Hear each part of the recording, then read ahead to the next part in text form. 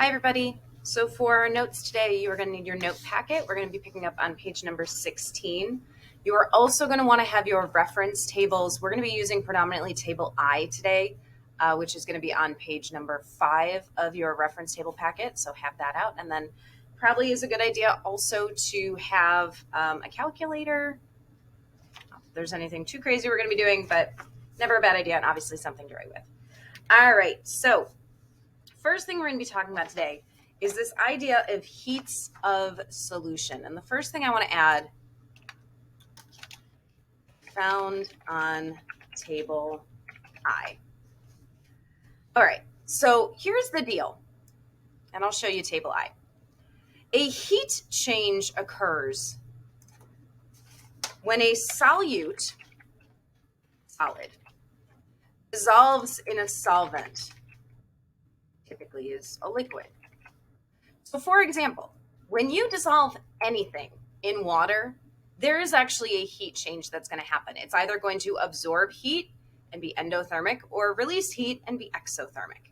So as I look to table I gives me a whole bunch of chemical reactions. I'm going to skip over those for now, and I'm going to focus on this section down at the bottom and these equations. And they all have sort of a similar format. What you can see is that there's one reactant, and it's a solid, ionic solid. And then there's the reaction arrow, and above the reaction arrow, it says H2O, water. And then on the product side of things, you can see the ions that made up that ionic compound are now split apart and marked as aqueous. So what these are our heats of solution. And they show us how much heat is either absorbed or released when you dissolve 1 mole of each of these substances in water, okay? Now remember down here at the very bottom that a minus sign on this chart indicates an exothermic reaction. So the flip of that would be a plus sign represents an endothermic reaction. So as we look at each of these, you can figure out now when you dissolve them, are they endothermic or are they exothermic? So like KNO3 in water, positive 34.89 kilojoules. That is positive, so it is endothermic. So what does that mean? It means this absorbs heat when it dissolves.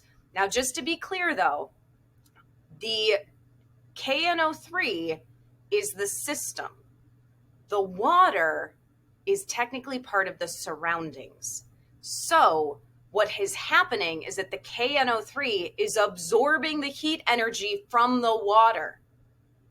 The KNO3 is absorbing the heat energy from the water, which means if you had a thermometer in this beaker as you are dissolving KNO3, the temperature of the water would decrease because the water is losing its heat energy because the KNO3 is absorbing it. Now, the one right below it, NaOH, sodium hydroxide, you can see is a negative value, meaning it is exothermic. So when NaNO3 is dissolved in water, it is releasing heat energy to the water. The temperature of the solution will increase, okay? All right, so they ask, what is the delta H when sodium hydroxide is dissolved in water? So this is the one we literally just looked at, which is this NaOH. So it is negative 44.51 kilojoules is the unit on this. So negative 44.51 kJ. So is it endothermic or exothermic? This is a negative value, so it is exothermic. So what does that really mean? You can say, this means as NaOH dissolves, the temperature of the solution will increase because the NaOH is releasing heat, which is heating up the water, which is what the solution is actually, what the temperature of the solution is actually based on. All right, for number 2, what is the delta H when ammonium nitrate, should say, is dissolved in water? So ammonium nitrate, let's take a look at that. That is this one, NH4NO3, is a positive 25.69 kJ. Okay, so positive 25.69 kJ. When you're dealing with delta H's, it is a good idea to include that positive sign. I know typically we don't always like put the plus when it's just a positive number. We just assume if there's no sign, it must be positive. But with your delta H values, I would recommend adding in that plus sign, just so it's really clear that you meant it to be positive.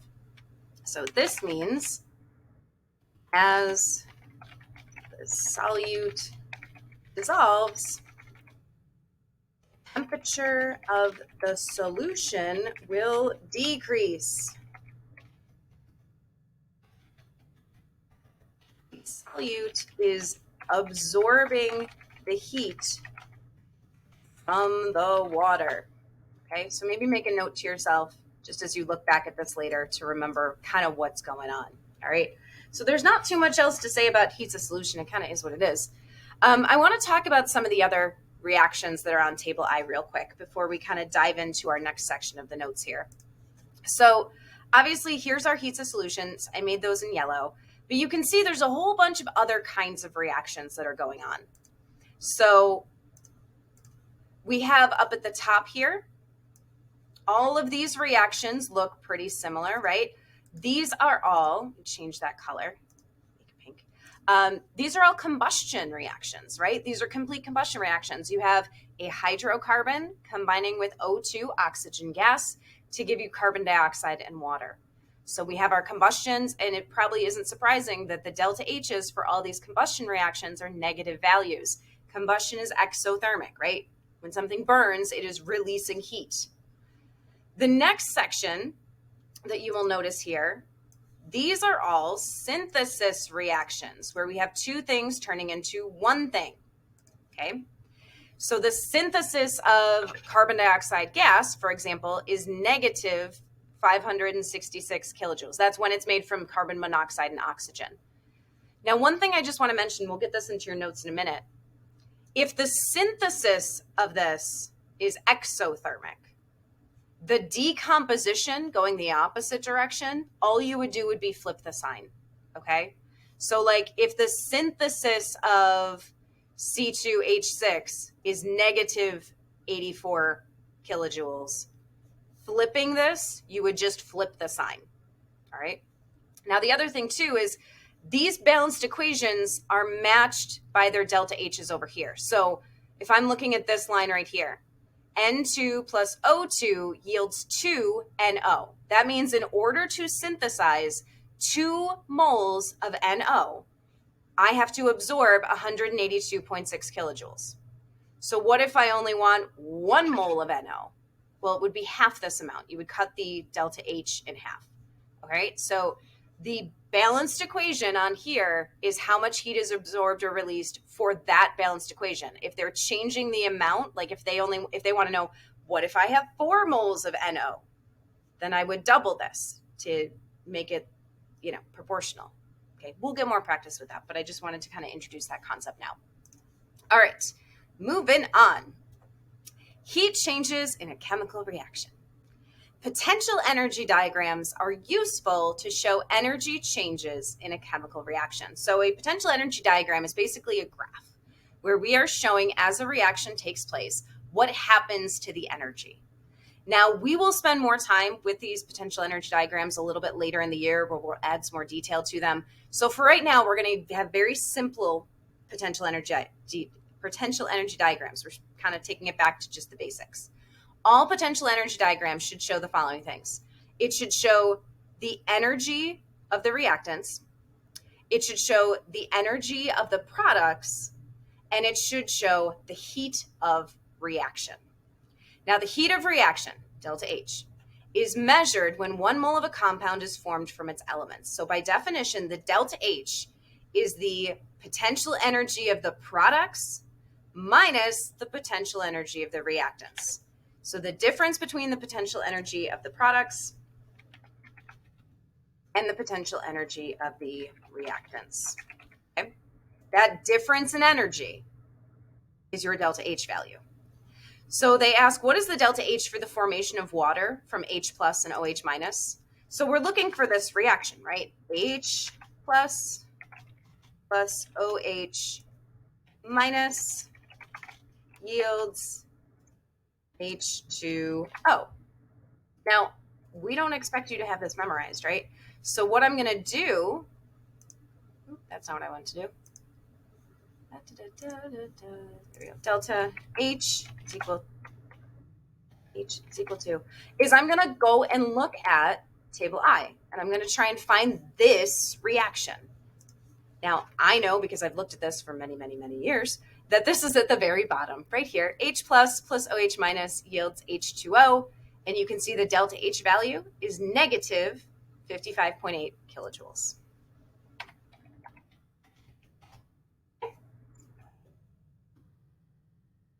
So this is an exothermic reaction. If the heat of reaction, the delta H, is negative, the reaction is exothermic, and heat is released, meaning heat is a product. So if I wanted to take this heat and actually include it in the chemical reaction, I would put this energy on the product side. Now you'll notice when they add the heat into the reaction, like this example down here, they get rid of the negative, because by putting it on the product side, you're saying this is released. So it's not, you're not releasing negative joules. That's not a thing. It's like saying negative volume. Not a thing. All the negative means is that you're releasing as opposed to absorbing.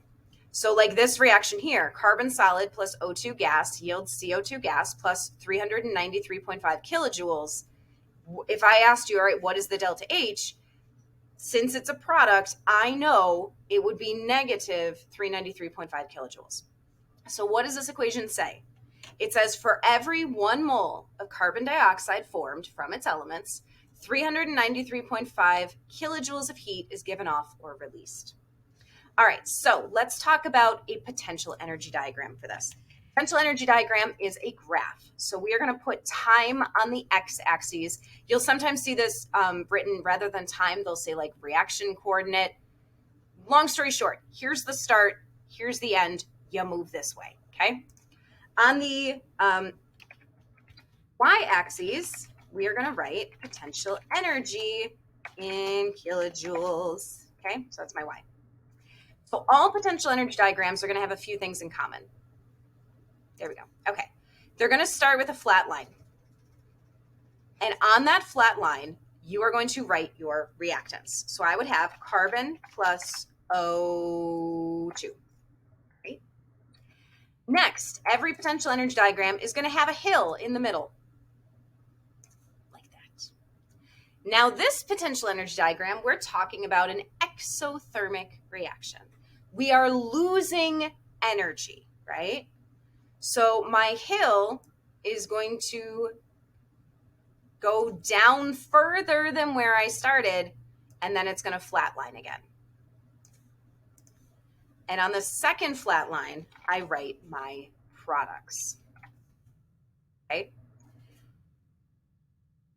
Now, this is an exothermic reaction, which is why I start with more energy and I end with less. And the difference in height between where I start and where I end, this difference in height from where I start and where I end, that is my delta H.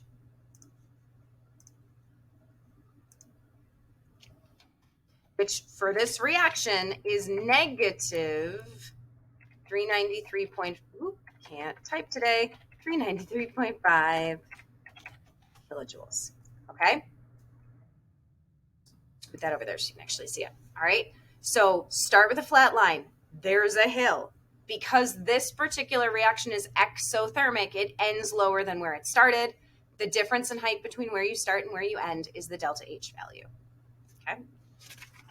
Flip on to the next page. Let's take a look at an endothermic reaction. So an endothermic reaction, if the heat of reaction is positive, the reaction is endothermic.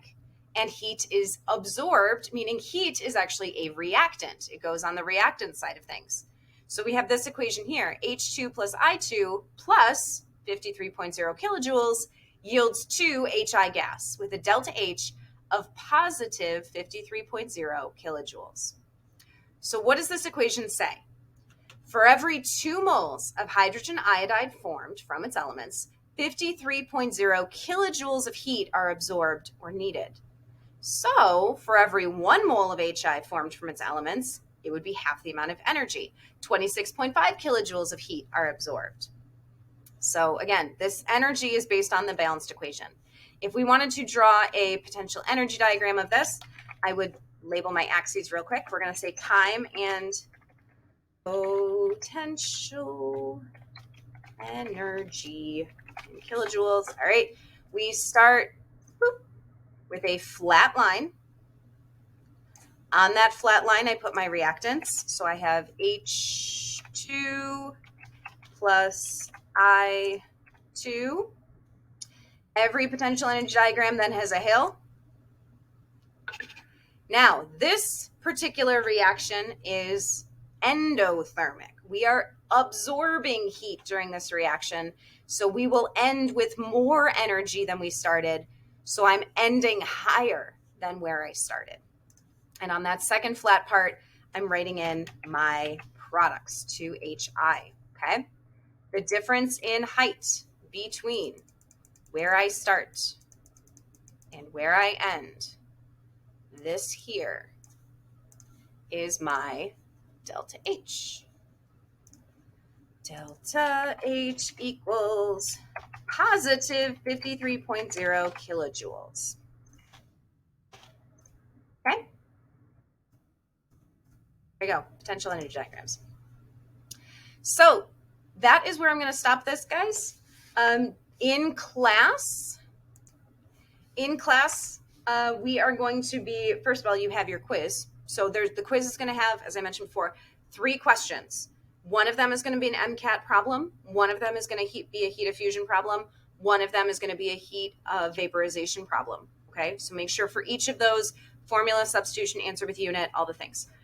After that, I'm going to ask you guys then to take a look at the questions that are at the bottom of page 18 and the top of page 19. All right, so these questions 1 through 14, I'm going to ask you to do after you finish the quiz.